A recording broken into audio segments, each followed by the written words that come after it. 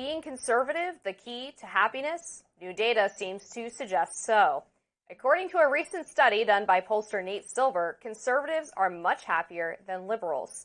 53% of liberals are happy compared to 68% of conservatives. The survey also found that gender played a big role too. 51% of liberal women are happy compared to 66%. 56% of liberal men are happy compared to 69% of conservative men. The study also found that religious individuals in both parties tended to be happier. Younger generations, like Gen Z across the political spectrum, were more sad. The same goes for low-income households, childless individuals, and people who identify as bisexual. One co-host of the All In podcast responded to Silver's post, writing, he wrote, I think a lot of this is age-related. Younger people are generally more left, more anxious, and more triggered by everything.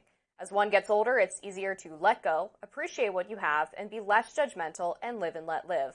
Meanwhile, Texas Congresswoman and liberal firebrand Jasmine Crockett made some shocking comments about Trump supporters' mental health. She made the comments on Katie Couric's Next Question podcast.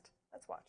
You have a president that is openly just a criminal, like not just the convictions he's got, consistently breaking laws, ignoring court orders, violating the Constitution, and doing it all because he really is seeking this retribution that he campaigned on. I mean, it is sick. It is really sick. And anybody that supports it is also sick. And so, we've got a mental health crisis in this country because everyone, no matter how you affiliate yourself, should be against Trump, period. All right, I will tell you my initial reaction to the survey. I tweeted about this as soon as I saw it with a few of my sort of off the top of my head potential reasons why this mental health gap exists, and then I'll just let you respond. Okay, so here's what I wrote when I first saw this. All right, give it to us. All right, accepting and structuring your life around reality, which I think probably refers mostly to the transgender issue, avoiding victimhood mentality, finding a higher purpose because conservatives tend to be more religious, viewing marriage, children, and family as value adds, and a sense of humor. I don't think liberals say that, they're not proud about marriage and, making choices around children. I don't think that I think that's a lot of what media has put out there, but I think there's plenty of liberals who, to your third point, I'll just point that one out, but I think there's a lot of liberals who are like, I also want a family and I also want an education and a career. I don't know that there's, I think that we as a society like to bucket things, but I actually think that it's more of a mix, and it just depends on how you were raised and what you believe in, your values, and that sometimes, sometimes what people think is, hey, you're conservative, so you go to church more. Well, there's a lot of liberals who go to church. Yeah, and I applaud them for that. What do you think any other place, synagogues, I don't want to limit it. What do you think the driving force is behind this disparate mental health reporting? Well, I think, one, you have to caution, like polls come out and it depends on who you polled and how many people were polled and so forth. But I do think that we do have, and I'm not talking about, the lawmakers' comments, Jasmine Crockett's right now. I'm talking about, generally speaking, I think we have a mental health crisis for many reasons in this country. I think the amount of technology that young kids are on so early is part of the mental health crisis. I agree with that. Access to social media so early is part of the mental health crisis. So those who have grown up with, so to speak, a laptop or tablet in front of them at 3 years old and 4 years old, studies are now coming out, and many parents regret giving that to them that early. Now, you're not going to see that in generations prior because they didn't have tablets, right?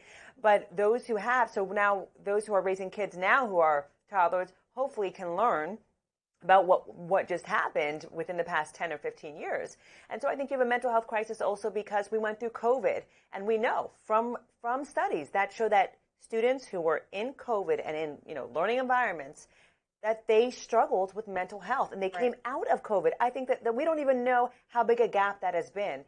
So I think that the mental health crisis, is for so many reasons. There was a serious lack of education around mental health for many years. Now people are more conscious and aware, and people are paying attention to kids more and what kids are saying. But for so many years, it was completely ignored or brushed under the rug, or there was a lot of shame around it. So I think the mental health crisis, we do ourselves a disservice by labeling it as liberal, conservative, independent.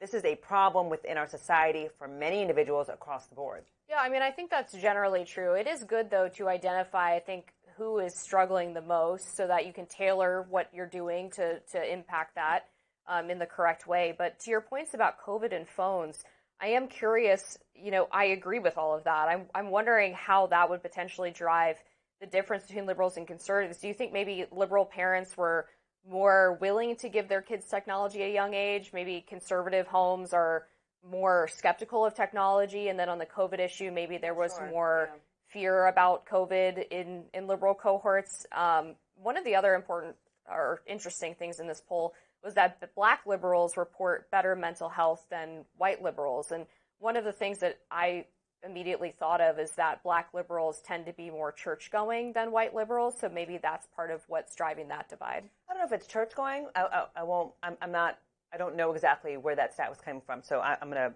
pause on that. But I will say that there's a support network, and I also think that's a divide sometimes between the men and women. Women have a lot more support networks, not just from a religious standpoint, but also in, whether it's mom groups, whether it's single groups, whether it's, Black travel groups. We go traveling together. I mean, there's so many different support networks that women intentionally seek out, and I don't see that as much with men.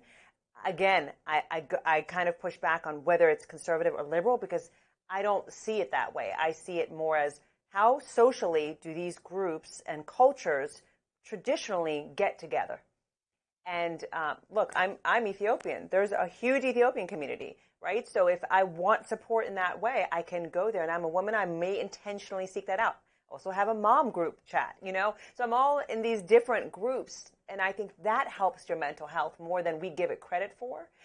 What they say, one of the keys to longevity, right, is having support networks, and that's one of the reasons why women live a lot longer. We're physically and mentally healthier. So I think when we paint a broad stroke, we have to be careful because we just don't know. So many individuals. So let's say you say conservative households, maybe they're more likely to homeschool. Well, there can be pluses and minuses to that when it comes to mental health, right? Are you isolating kids more, or are you being intentional about putting them in networks after, so to speak, school is over? 3 o'clock at the house. Do we go and do activities? So I think it all depends so much on the neighborhood you're in, on your background, on your culture, more than your political status. I think your point about men is well taken. They definitely are suffering a heavy mental health crisis right now, and the support group's point is important because over time we've seen that a lot of male-only spaces have been integrated. Boy Scouts is an example that comes to mind, right? Girls are now in Boy Scouts, and it's just Scouts now. And I think it is really important, especially for young men, to have male-only spaces where they do have that freedom to sort of express themselves in a really masculine way, in a way that's healthy. And I do fear about men losing that human connection aspect with members of their sex. Especially with social media, especially with the technology. So, I think it's something that, we'll continue to see more polls probably coming out on. All right. Next on Rising, is Charlie Kirk telling women to go to college for only one reason? We'll be right back.